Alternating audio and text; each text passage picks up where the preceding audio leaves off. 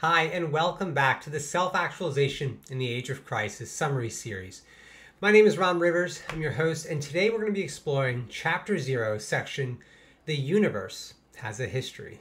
So let's start with the factual foundation that modern cosmology and physics provides us. The first is time is real. It's not a product of the universe. All events over time imply change, and for there to be change, there must be time.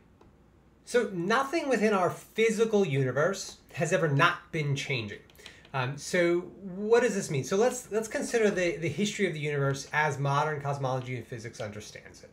There is the singularity, otherwise known as the Big Bang, right? The initial expansion of the universe. Now, in that expansion, there is the Planck epoch. And during the Planck epoch, there was essentially a moment where the universe was superheated. It's like the Planck epoch happens initially after the initial singularity. The Planck epoch refers to the moment after the initial singularity, or the Big Bang, when the universe existed in a superheated state where all matter was essentially a single wholeness. So there was this unified existence of a universe. It was a physical universe, but it was unified into a single thing. It was superheated. And as it began to cool, it began to separate. Now, what is really critical is what we understand is during the Planck epoch, the laws of nature that we have long considered immutable did not operate identically to the way they operate now. They changed. So the physical laws of nature, things like gravity, right? Strong and weak nuclear forces, things that we guide our entire science of physics upon were different. And then they changed to be in the existing forms that we now presently understand and observe them. So in their book, The Singular Universe and the Reality of Time, physicist Lee Smolin and the philosopher Roberto Mangiapane-Unger suggest a reorganization of science based on this new revelation.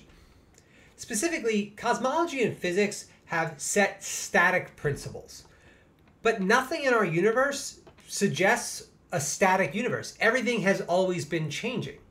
Now, this is critical when we consider human systems here on Earth, but also our sciences, in that we have often, humanity, have given our creations, our philosophies, our ideas, our systems, a naturalness.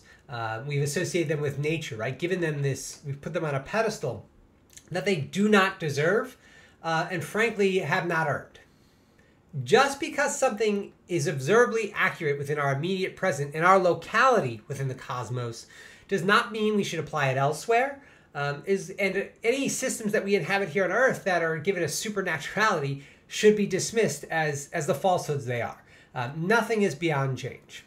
Now, we can even expand upon this a bit further. In 2018, the cosmologist Roger Penrose issued a number of papers kind of pointing to evidence of measurements of the cosmic microwave background radiation. He had discovered, him and his teams, a cluster of radiation from black holes that are older than this universe.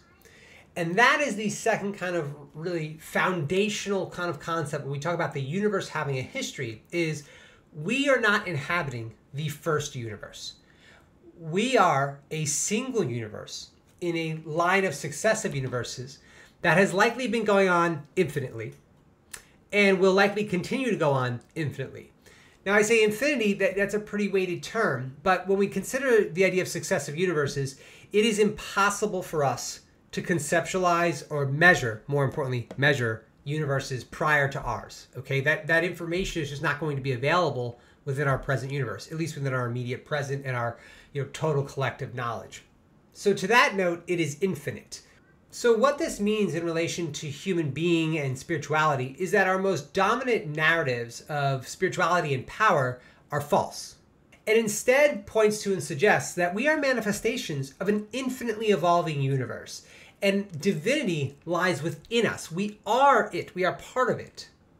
Absolutely nothing in this world is removed from change. So it demystifies philosophies, spiritual practices, legal, technologies, political systems that claim an immutability that they do not deserve.